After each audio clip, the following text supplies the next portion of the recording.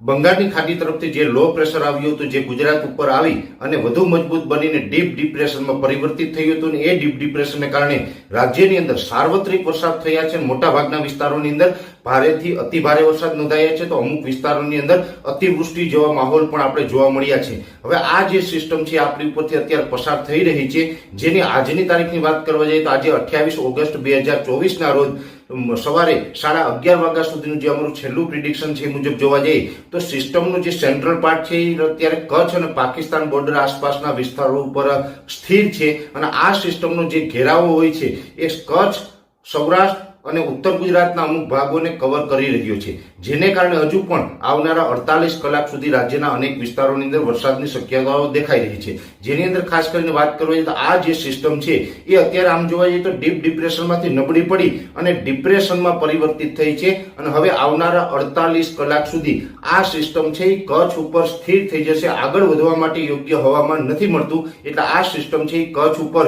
સ્થિર રહેશે, જેને કારણે કચ્છ, મોરબી, જામનગર, દ્વારકા, પોરબંદર અને જુનાગઢ જેવા વિસ્તારોની અંદર હજુ પણ આવનારા 48 કલાક એટલે કે 30 તારીખે સવાર સુધી ભારેથી અતિ ભારે વરસાદની શક્યતાઓ દેખાઈ રહી છે. એ સાથે જે બીજા વિસ્તારોની વાત કરવા જઈએ તો ઉત્તર ગુજરાતના પણ પાટણ અને બનાસકાંઠા જિલ્લાની અંદર સામાન્યથી મધ્યમ ને 1-2 સેન્ટરમાં ભારે વરસાદની શક્યતાઓ આવનારા 48 કલાક દરમિયાન છે. એ સિવાયના જે બીજા વિસ્તારો હોય, જેમાં ઉત્તર ગુજરાતના વિસ્તાર હોય અથવા તો મધ્ય ગુજરાત, સૌરાષ્ટ્ર કે દક્ષિણ ગુજરાતના હોય, એ તમામ વિસ્તારોમાં પણ એકંદરે સામાન્યથી મધ્યમ વરસાદો છે એ આવનારા 2 દિવસ સુધી એટલે કે 28 અને 29 તારીખે 2 દિવસ સુધી નોંધાતા રહેશે. ઓલ ઓવર જોવા જઈએ તો આ જે સિસ્ટમ છે એ અત્યારે પશ્ચિમ તરફ ખસી રહી છે, જેને કારણે હવે જે વધારે વરસાદોની શક્યતાઓ છે એ પશ્ચિમ છેડા ઉપર એટલે કે કચ્છ અને પશ્ચિમ સૌરાષ્ટ્રના જે દ્વારકા, જામનગર, પોરબંદર જેવા વિસ્તારો છે તે વિસ્તારો ઉપર હજુ પણ ભારેથી અતિ ભારે વરસાદની શક્યતાઓ છે. અને રાજ્યના બીજા વિસ્તારોની અંદર હવે ધીમે ધીમે વરસાદની તીવ્રતામાં ઘટાડો આવશે. પણ એકંદરે જોવા જઈએ તો હજુ પણ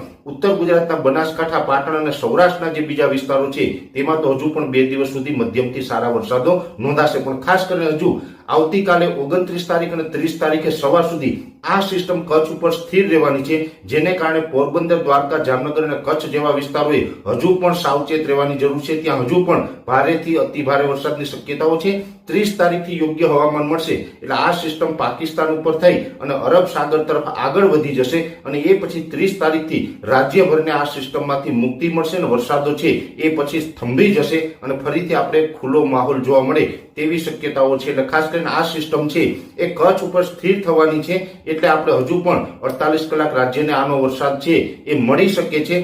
જોકે આ સિસ્ટમ છે હવે ધીમે ધીમે નબળી પડી રહી છે. જે ગઈકાલે ડીપ ડિપ્રેશન હતી એ આજે ડિપ્રેશનમાં પરિવર્તિત થઈ છે અને આવનારા 2 દિવસ સુધી આ સિસ્ટમ કચ્છ ઉપર સ્થિર રહેશે.